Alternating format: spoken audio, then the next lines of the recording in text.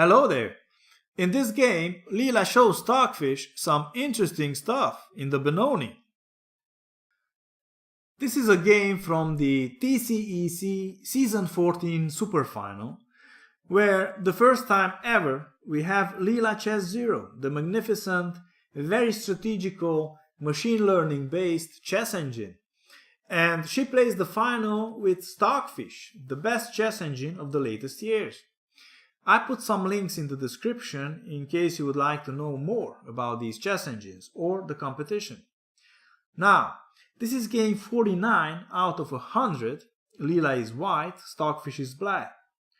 Leela starts with d4, and after a couple of moves, we get to this position where the most ambitious move for white is d5, gaining some space and also annoying this knight a bit by taking away his favorite square, c6. Black takes, d6, knight c3 and g6. Of course, the bishop can't really come out this way, so it goes to the long diagonal where it's much stronger. And we reach now this typical position of the Benoni defense in which Black gives up a bit of space for some extra activity, and he will try to expand on the queen side where the bishop can have an influence. Now, White's main plan in this opening is to play e4 and f4, and then, when the stars are aligned correctly, break with e5 and establish two strong center pawns. And he mainly has four major plans to achieve that. He can play g3 and fianchetto the bishop, which supports e4 and d5. Or he can play knight d2 with the idea of playing knight c4, bishop f4, and put some pressure on the d6 pawn. He can also start development with the most popular choice, e4.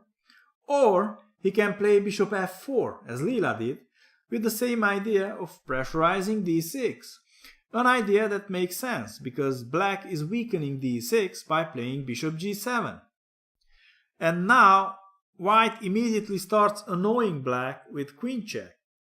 And Black doesn't have choices here. If he plays knight d7, then he loses d6. If he plays queen d7, then after the trade he has to take with the king, blocking the bishop.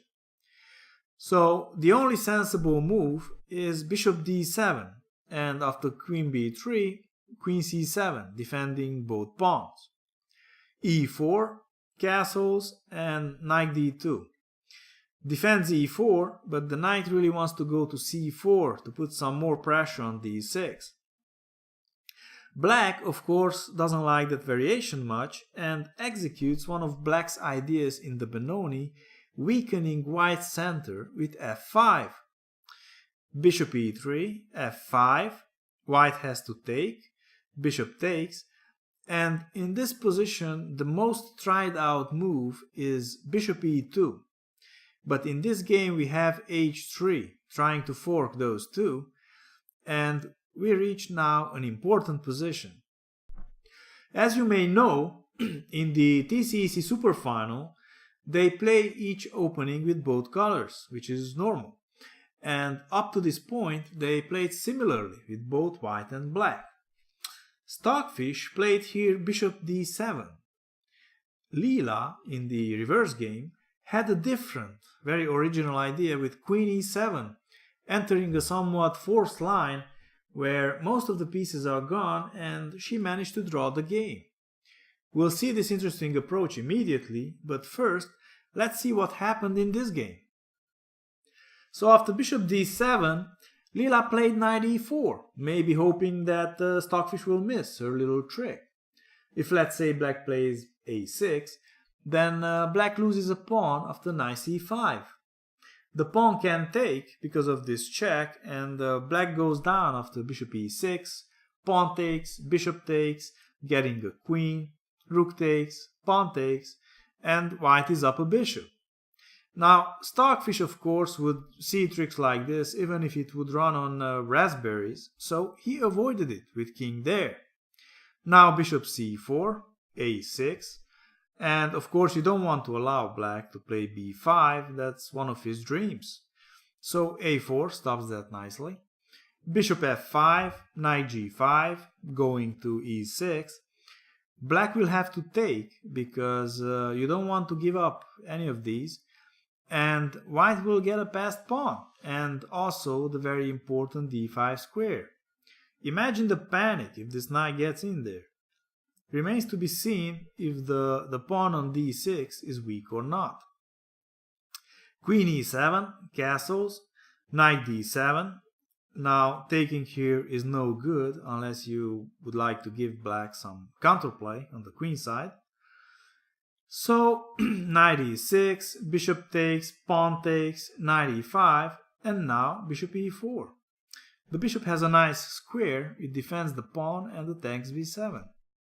The knight defends and rook e1, going behind the passed pawn, where it should be. Now rook b8, knight e4, would love to get to f7, knight f6. Now at this point, black's main concern is to get rid of the e6 pawn, so he's trying to eliminate the defenders of the pawn. White wants to maintain his precious bishop, so he pins the knight. White's plan is to unblock the e7 square so that his pawn can advance. Knight b4, knight c3. The knight on b4 would like to get the bishop, but at this point is not possible because the knight would recapture and white achieves his goal. h6, trying to unpin.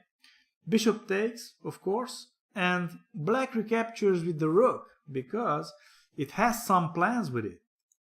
Leela played g3, foreseeing what black is up to and having an awesome idea in mind to handle it, as we'll see shortly. Rook d8, h4, and rook f5. This is a battle of plans. Both try to gain access over d5. Black tries to remove the defenders of the pawn, white tries to maintain them and try to attack e7 at some point. And rook f5 seems to be achieving something important here because the bishop has to leave d5 and it can't maintain the defense from c4. Black would play bishop d4, and the best line here is knight e2, attacking the powerful bishop, and now d5 comes, and after knight takes, pawn takes, the bishop has to leave again, and black equalizes the game because he will eventually manage to get rid of the pawn on e6. But after rook f5, Leela, being artificially very intelligent, has foreseen all this way back, and that is why she moved g3 and h4. Now she played bishop g2 and will defend the pawn like this. How smart is that? Black played now bishop d4, knight e2, a5, bishop h3, rook e5, takes, and queen c4, attacking d4.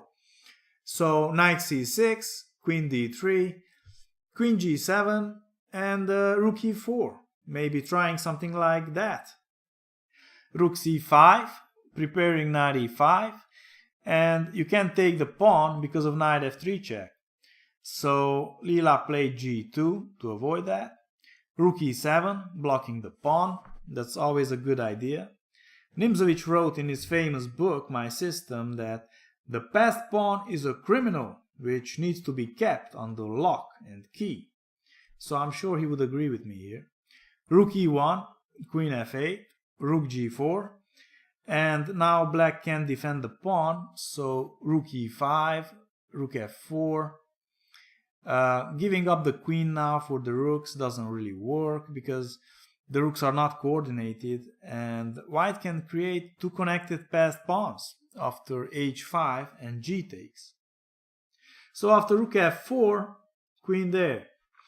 Rook c1, rook g7, queen b3, queen e7, bishop g4, h5, and now Leela gives up the e6 pawn in order to infiltrate decisively into black's position. There followed knight back, rook pins, black unpins, rook takes, knight takes, and rook d5, knight c5, and queen d1. Black now has to exchange the rook, queen takes, and there are no good moves for black in this position. Which is no wonder, since his back rank is weak, the king is weak, d6 is weak, and white threatens to win a pawn with bishop takes on h5. Stockfish doesn't care, losing the h-pawn is the smallest of his problems, so is trying to exchange queens. The bishop takes the pawn, and now queen f7. And Leela has to exchange now, not because taking on d6 loses the bishop, because she has rook c5 and she's still winning after that, but because of the cunning queen f2 with a fork, and black would save the game. So Leela takes, rook takes, bishop back, and after knight here, f4, knight takes, bishop c2, king g7, king f3, and white is completely winning. Her king is more active, the bishop is better than the knight, and white will create two connected passed pawns. There followed d5, rook there, rook d7, g4, d4, rook b5, perfectly timed to block the pawn, knight there, bishop blocks, rook defends the knight, and now h5, creating the passed pawns. And after a couple of more moves, Leela also wins the b pawn, and then the a pawn, and then finally, more moves later, in this position, the game was adjudicated as a win for Leela. And thank you, universe, for saving us from another 200 pointless moves. Those who watch Leela games know what I'm talking about.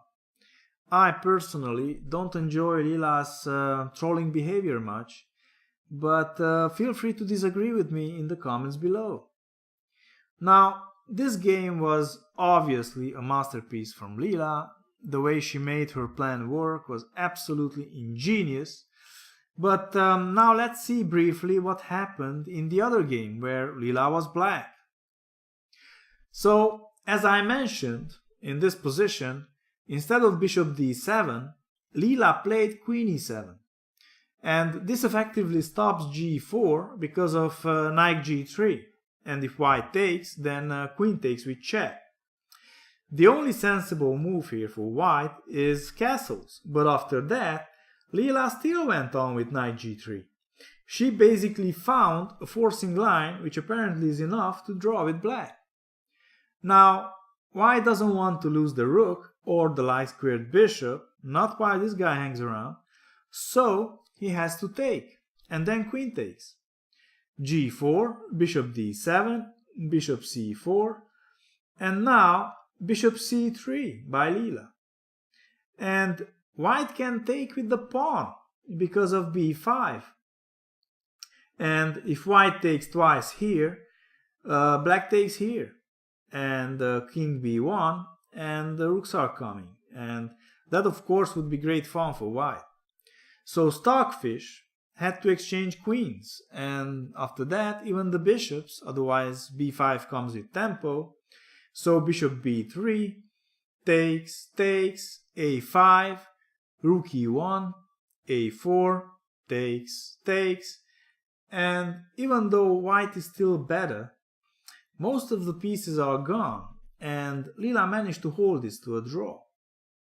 Now I stop here with this game, but if you are interested how this game finished, you can find it in the TCEC archives. I put links in the description. If you are new to my channel, then please consider subscribing. And if you enjoyed this video, then maybe you would also like these too. Thanks for watching, and see you soon. Take care.